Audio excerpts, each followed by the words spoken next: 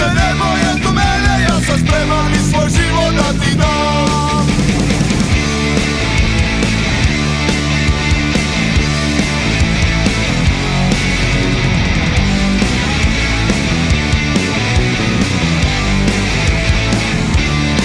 Ponosno stojim ja za tebe i svoj grad, u srcu mome Vojvodina.